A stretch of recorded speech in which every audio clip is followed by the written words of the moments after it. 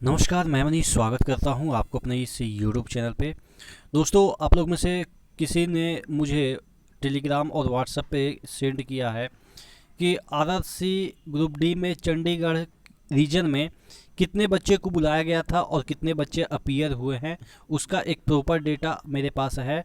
मैं डिटेल में इस वीडियो में उसको एनालिसिस करूंगा और बहुत सारे फैक्ट को मैं आपके सामने रखने की कोशिश करूंगा। तो वीडियो शुरू से अंत तक देखिएगा। चैनल पर नए हैं तो सब्सक्राइब कर दीजिएगा। चलिए, ये जो डेटा है थोड़ा सा ब्लर आपको दिख रहा होगा, मैं प्रॉपर लिख लिया हूँ कि क्या क्या चीज़ें हैं। देखिएगा, एक्चुअली ये जो डेटा है आप को जब आरटीआई लगाएंगे तो ये चंडीगढ़ जोन में जो आप कह सकते हैं कि जितने भी लोगों को बुलाया गया है, चंडीगढ़ जोन की मैं बात नहीं कर रहा हूँ, रीजन की मैं बात कर रहा हूँ। उस रीजन में जितने बच्चे को फेज वाइज एग्ज़ाम देने के लिए बुलाया गया था, कितने बच्चे अपीयर हुए। हो सकता है इस चंडीगढ़ जोन में आपके राजस्थान के भी बच्चे होंगे, यानी कि जयपुर के बच्चे होंगे, या आप कह सकते हैं हाजीपुर के भी बच्चे होंगे, या मतलब कि कहीं के भी बच्चे जा सकते हैं चंडीगढ़ एग्ज़ाम देने। यानी कि उस जोन के अंतर्गत जो भी सेंटर बना होगा उसका डेटा है। 25 को ये आपके कल के डेट में ये चीज़ें आई थी कि आरटीआई का रिप्लाई कि कितने बच्चे फर्स्ट फेज में थे और प्रेजेंट कितने हुए। उसी तरीके से सेकंड फेज में कितने बच्चे बुलाए गए, प्रेजेंट कितने हुए। थर्ड फेज में कितने बच्चे बुलाए गए, कितना प्रेजेंट हुए। उसी तरीके से 5 फेज तक चला था एग्ज़ाम। तो यहाँ पे अगर हम बात करें कि फिफ्थ फेज में आप समझ सकते हैं कि हुबली जोन का ही एग्ज़ाम था फिफ्थ फेज में। और यहाँ पे हुबली जोन में जो बच्चे हुबली जोन के थे वो चंडीगढ़ में कितना प्रेजेंट हुए, यानी कि हुबली जिनका आप कह सकते हैं कि भरा हुआ फॉर्म था वो चंडीगढ़ एग्ज़ाम देने गए, यानी कि चंडीगढ़ जोन के अंतर्गत एग्ज़ाम देने गए। तो ज़्यादा नहीं, 25,000 बच्चे को बुलाया गया था, उसमें 13,000 ही लोग प्रेजेंट हुए। तो उस तरीके से आप समझ सकते हैं कि जितने भी जोन है, 16 जोन हैं, तो 16 जोन में कितने उस तरीके से आप एवरेज मान लो, क्योंकि चंडीगढ़ जोन थोड़ा सा बड़ा है। बहुत सारा यहाँ पे फॉर्म भरे, या आप कह सकते हैं वैकेंसी भी है, फॉर्म भी भरे गए हैं। तो एवरेज अगर आप मान के चलो कि 10,000 बच्चे प्रेजेंट हुए होंगे, एवरेज की मैं बात कर रहा हूँ, तो आप कह सकते हो कि तकरीबन 1.5 लाख बच्चे ही जो है वो हुबली जोन से प्रेजेंट हुए होंगे, या जो भी है प्रॉपर आइडिया नहीं लगा सकते हैं, लेकिन प्रेजेंट तो आप मान के चल सकते हो कि 1.5 से 2 लाख से ज़्यादा बच्चे प्रेजेंट नहीं हुए होंगे। और फॉर्म भरने गए हैं हुबली जोन में कितना, ये 6,70,000 ऐसे के अराउंड, यानी कि 7 लाख है। तो उसी तरीके से आप अपने जोन का भी अनुमान लगा सकते हैं, जैसे फेज 3 में कौन कौन से जोन थे, तो उस अकॉर्डिंग आप अनुमान लगा सकते हैं कि उस जोन में इतना परसेंट अटेंडेंस ही गया होगा। चलिए, हम ओवरऑल बात कर लेते हैं कि टोटल कितने बच्चे को बुलाया गया था। 9,95,000 बच्चे को बुलाया गया था, जिसमें प्रेजेंट कितने हुए, 3,43,132 लोगों ने यहाँ पे अटेंडेंस दी।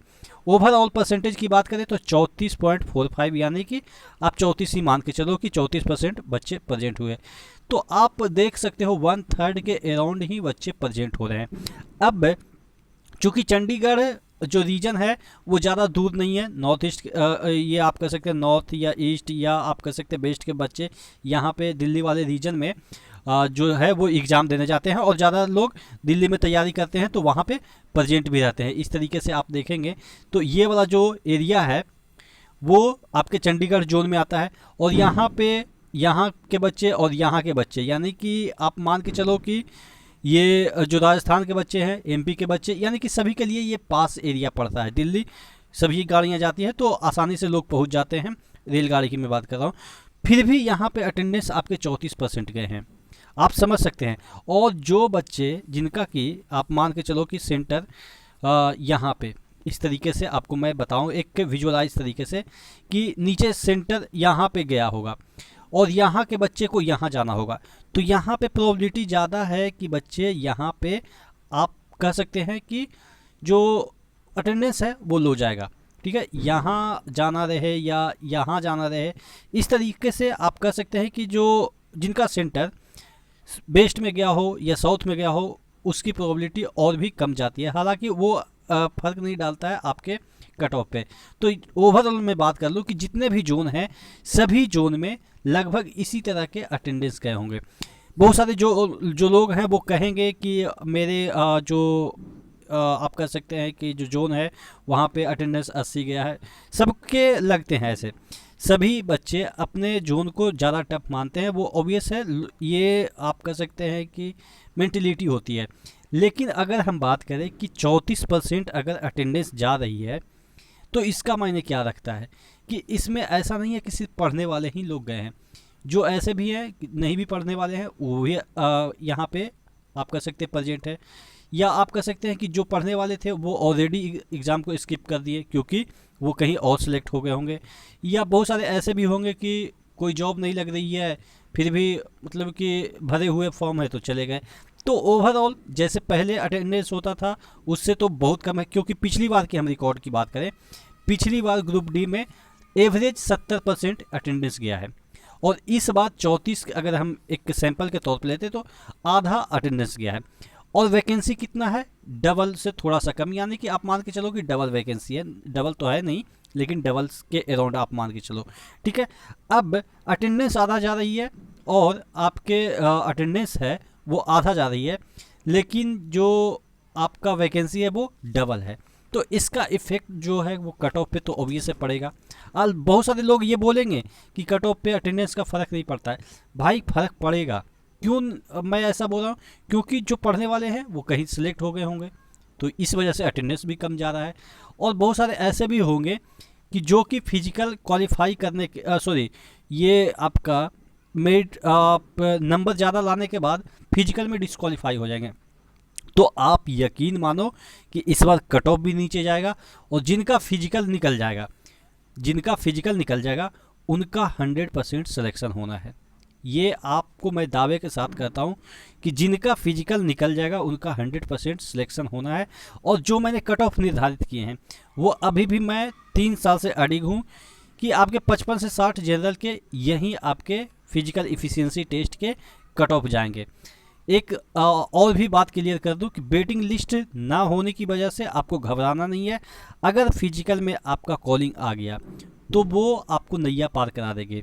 एक बात और कि परसेंटाइल से डरना नहीं है। नॉर्मलाइजेशन जो है वो अनएक्सपेक्टेड होता था, लेकिन परसेंटाइल एक ऐसा आप कह सकते हैं कि चीज़ है जिसमें कि ज़्यादा डिफर नहीं करेगा। कि एक होता ना कि जिनका 50 था उनका 90 हो गया और जिनका 70 है उनका 75 हुआ, ऐसा नहीं होगा। यहाँ पे यूनिफॉर्मिलिटी आपको यहाँ पे देखने को मिलेगा, यानी कि 1-2 नंबर या आप कह सकते हैं कि आगे पीछे हो सकता है। यानी कि जिनका 71 आया उनका भी परसेंटाइल में 95 हो रहा है, जिनका 72 आया उनका भी 95 हो रहा है। तो ये चीज़ें देखने को मिल सकती है 1-2 नंबर, लेकिन जिनका 70 आया उनका 95 और जिनका 80 आया उनका भी 95 ऐसा नहीं होगा, ठीक है ना। तो ध्यान रखिएगा, चीज़ें इस बार काफ़ी इजी है और जो भी डाटा मेरे पास आती है मैं आपको यहाँ पे रिप्रेजेंट कर दूंगा। आपके पास भी कोई डेटा है तो मुझे मेल कर दीजिएगा Manish Sir for you पे। मैं एक बार फिर से मेल कर बता दूँ, MANISH सर 4 ये वाला 4 वाला u@gmail.com पे मुझे मेल कर दीजिएगा या टेलीग्राम से जुड़ जाइएगा। टेलीग्राम का लिंक डिस्क्रिप्शन बॉक्स में डाल दूंगा, तो टेलीग्राम से जुड़ जाएगा। टेलीग्राम पे भी मुझे जो भी डेटा आपके पास है वो मुझे सेंड कर सकते हैं, मैं उसको एनालिसिस करके आपके सामने रिप्रेजेंट कर दूंगा। तो नेक्स्ट वीडियो मिलते हैं, तब तक के लिए जय हिंद।